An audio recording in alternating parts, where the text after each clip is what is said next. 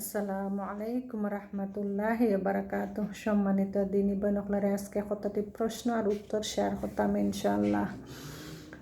আল্লাহর ফেরেস্তাগণ কিসের তৈরি? তারা নূরের তৈরি। ফেরেস্তাদের সংখ্যা কত? আল্লাহ ছাড়া কেউ জানে না। প্রধান চার ফেরেস্তার নাম কি? জিব্রাইল আলাইসাল্লাম, ইসরাইল আলাইসাল্লাম, মিকাইল আলাইসাল্লাম, মালাকুল মৌত আলাইসাল্লাম।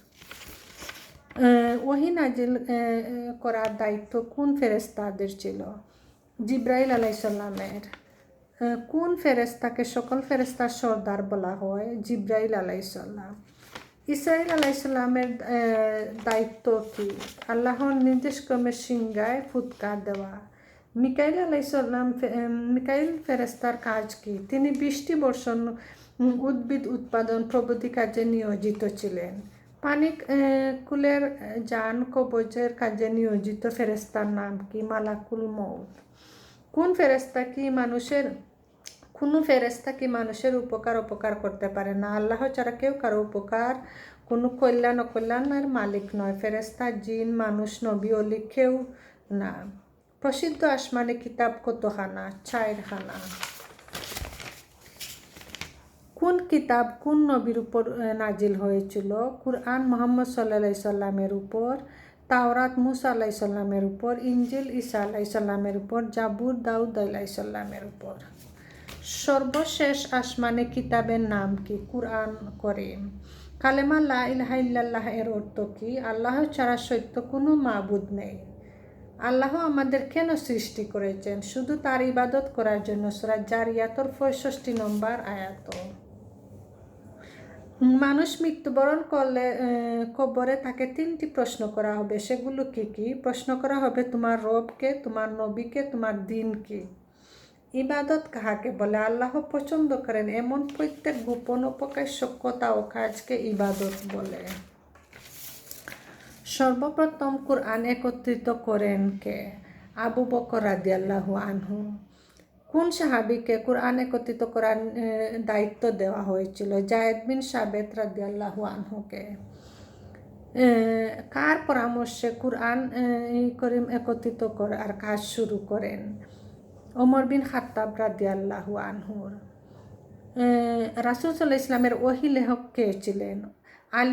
আলী বিন আবি তালেব, মুআবিয়া বিন আবি সুফিয়ান, যায়েদ বিন সাবেত ও উবাইয়া বিন কাব প্রমুখ রাদিয়াল্লাহু আনহু।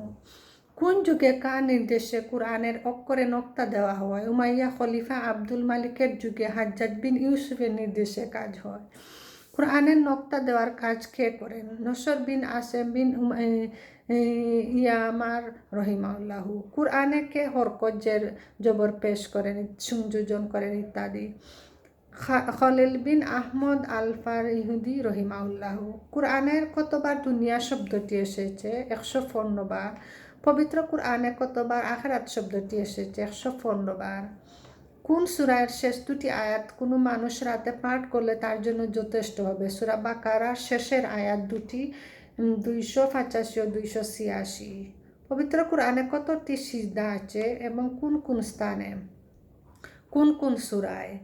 15টি। সূরা আরাফর 206 নং আয়াতে, সূরা রাদর 15 নং আয়াতে, নাহলর 49 নং আয়াতে, ইসরার 10 নং আয়াতে, মারিয়ামর 58 নং আয়াতে, হজর 18 আর 77 নং আয়াতে, ফুরকানর 60 নং আয়াতে, নামলর 25 নং আয়াতে।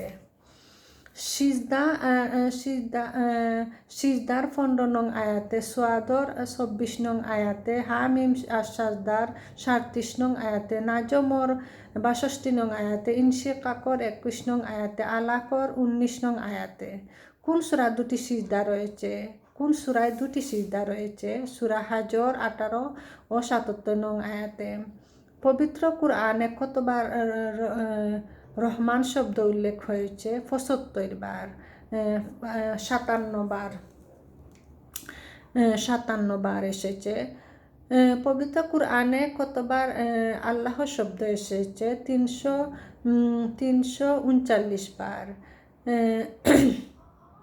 পবিত্র কুরআনে কতবার জাহান্নাম শব্দ এসেছে? 77 বার। পবিত্র কুরআনে কতবার আগুন শব্দ এসেছে?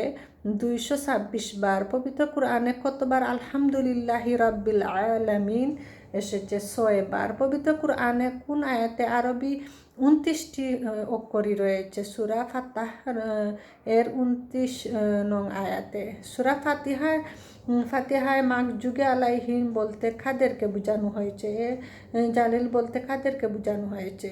মাকজুগে আলাহি বলতে ইয়াহুদিদেরকে এবং জালিন বলতে খ্রিস্টানদেরকে বোঝানো হয়েছে।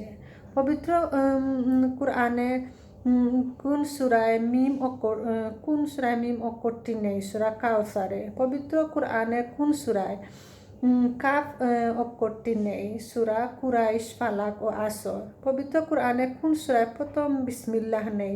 সূরা তওবায়। পবিত্র কুরআনে কতজন নবীর নাম উল্লেখ হয়েছে? 25 জন। মক্কি সূরা মাদানী সূরা বলতে কি বোঝায়? মক্কি মাদানী হিজরতের পূর্বে নাজিলের হয়েছে, মদিনায় মাদানী হিজরতের পর নাজিল হয়েছে। মক্কি সূরা মৌলিক বৈশিষ্ট্য কি কি? তাওহীদ এবং আল্লাহর ইবাদতের প্রতি আহ্বান, জান্নাত জাহান্নামের আলোচনা এবং মুফাসসিরদের সাথে বিতর্ক, মুশরিকদের সাথে বিতর্ক।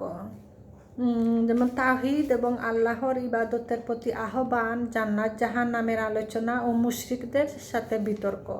মুশরিকদের কোন খারাপি ইয়াতিমের সম্পদ বক্ষণ প্রভৃতি কমের নিন্দা প্রবাদ। সংক্ষিপ্ত বাক্য অথচ উচ্চ অঙ্গের সাহিত্য সমৃদ্ধ। নবী সাল্লাল্লাহু আলাইহি ওয়াসাল্লামের সান্ত্বনা দেওয়ার উপদেশ গ্রহণ করার জন্য ব্যাপকভাবে নবী রাসূলদের কাহিনীর অবতারণা এবং কাহিনী বলা এবং কিভাবে তাদের সম্পদের লোকেরা তাদেরকে মিথ্যাবাদী বলে এবং কষ্ট দিয়েছিল তার বর্ণনা। মদিনায় সূরা পরিচয়ের নিয়ম কি? যে সকল সূরা কোনো কিছু ফরজ করা হয়েছে বা দণ্ডবিধি আলোচনা করা হয়েছে। জাযাকুমুল্লাহু খায়রান।